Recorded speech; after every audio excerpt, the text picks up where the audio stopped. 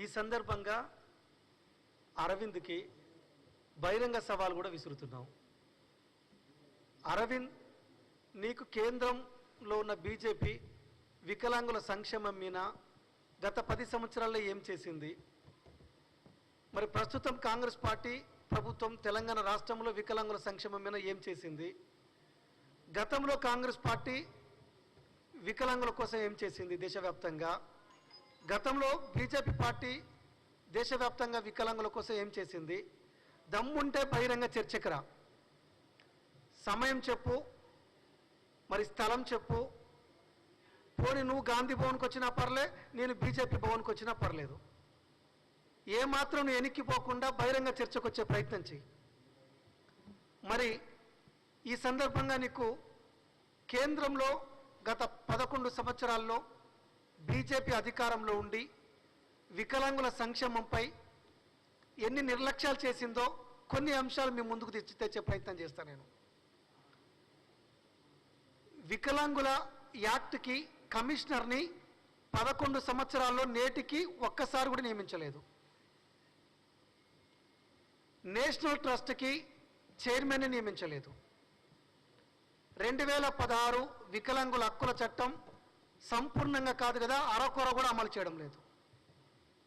వికలాంగుల హక్కుల చట్టం ప్రకారం కేంద్రం 5% నిధులు కేటాయించాలి, కానీ 0.1% కూడా ఇంతవరకు గత 9 సంవత్సరాల్లో కేటాయించిన దాఖలాలు లేవు.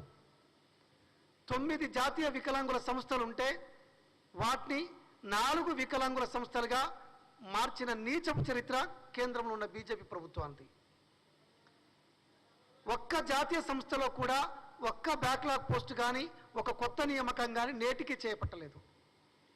గత 11 ఏళ్లలో ఒక్కసారి కూడా కేంద్రంలో బ్యాక్లాగ్ పోస్టులని, వికలాంగులకు సంబంధించిన పోస్టులని నింపలేదు.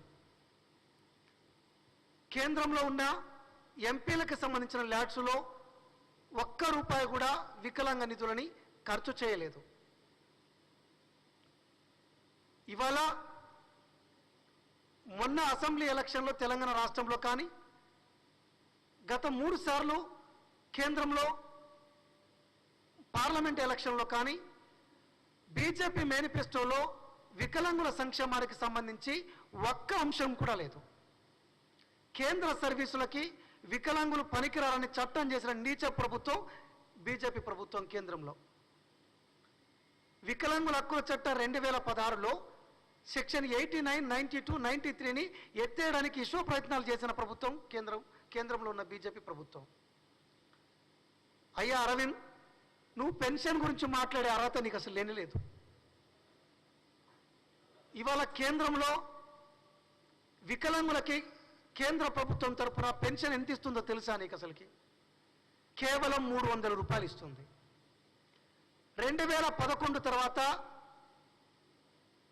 మీరు 2014లో మీరు అధికారంకి వచ్చిన కాడి నుంచి నేటికి ₹1 కూడా పెరగలేదు. అదే 300. ఆ 300 కూడా భారతదేశంలో ఉన్న వికలాంగులందరికీ ఇవ్వడం లేదు. ఒక 1% వికలాంగులకు కూడా ఇవ్వడం లేదు. అనేక కండిషన్లు దాంట్లో పెట్టారు. మరి కనీసానికి నీకు నీ వికలాంగుల పట్ల, సంక్షేమం పట్ల నీకు నీతి నిజాయితీ ఉంటే, నిబద్ధత ఉంటే మరి 300 పెన్షన్ని 3000 పెంచు. 3000 పెంచమని కనీసానికి లెటర్ రాయి. బీజేపీ ప్రభుత్వాన్ని ఒప్పించు. మరి ఇన్ని దరిద్రాలు ఇంకా చాలా ఉన్నాయి. ఇన్ని దరిద్రాలు కేంద్రంలో ఉన్న బీజేపీ ప్రభుత్వం చేసి వికలాంగులకి గుండు సున్నా కొట్టి ఇంకా నువ్వు మాట్లాడితే నిజంగా దయ్యాలు వేదాలు వల్లించినట్టు ఉంటుంది. తెలంగాణ రాష్ట్ర ప్రభుత్వంలో కాంగ్రెస్ పార్టీ ప్రభుత్వం ఏర్పడిన తర్వాత వికలాంగుల పెద్దన్న, వికలాంగుల ఆత్మ బంధువు, గౌరవనీయులు ముఖ్యమంత్రి వర్యులు రేవంత్ రెడ్డి గారు మొదటి జాబు వారు ప్రమాణ స్వీకారం చేసిన, ముఖ్యమంత్రిగా ప్రమాణ స్వీకారం చేసిన క్షణాల లోపల మొదటి ఉద్యోగం వికలాంగ సోదరి రజనీకి ఇచ్చారు.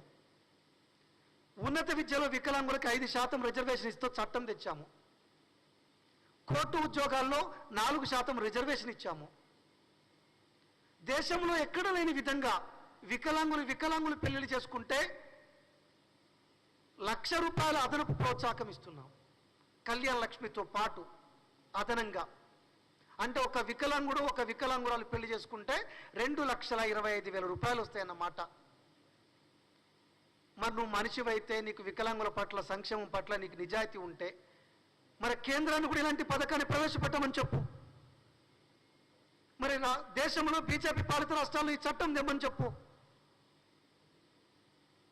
ఇవాళ 2016 వికలాంగుల హక్కుల చట్టం స్పష్టంగా చెప్పింది 40% అంగవైకల్యం ఉంటే వికలాంగులు అన్ని రకాల సంక్షేమ పథకాలకి అర్హులు అని. కేంద్ర ఆధీనంలో ఉన్న అలింకో సంస్థ కానీ ఇతర అనుబంధ సంస్థలు కానీ 40% వైకల్యానికి ఏ వస్తువు కూడా ఇవ్వడం లేదు, ఏ అంశం కూడా ఇవ్వడం లేదు. మరి తెలంగాణ రాష్ట్ర ప్రభుత్వంలో గౌరవ ముఖ్యమంత్రి వర్యులు శ్రీ రేవంత్ రెడ్డి గారు వారి ఆలోచనతోని వికలాంగుల పట్ల వారికి ఉన్న చిత్తశుద్ధి, ప్రేమ, అభిమానాలతోని 40% వైకల్యం ఉంటే ట్రై మోటరైజ్డ్ స్కూటర్ల కానించి మొదలుకుంటే అన్ని రకాల పరికరాలు ఇవ్వడానికి ఇక్కడ జీవో నెంబర్ 18 అని తీసుకొచ్చినాం మేము. ఇందిరమ్మ ఇండ్లలో 5% ఇండ్లు ఇవ్వడానికి జీవో తెచ్చినాం. మరి రాజీవ్ వికాసంలో ఎస్సీ కార్పొరేషన్లో ఎస్సీ వికలాంగులకు, ఎస్టీ కార్పొరేషన్లో ఎస్టీ వికలాంగులకు, బీసీ కార్పొరేషన్లో బీసీ వికలాంగులకు, మైనారిటీ కార్పొరేషన్లో మైనారిటీ వికలాంగులకు, ఈబీసీలో ఈబీసీ వికలాంగులకు 5% రిజర్వేషన్ తెచ్చినాం. మొత్తం 6,000 కోట్లలో దాదాపు 300 కోట్ల రూపాయలు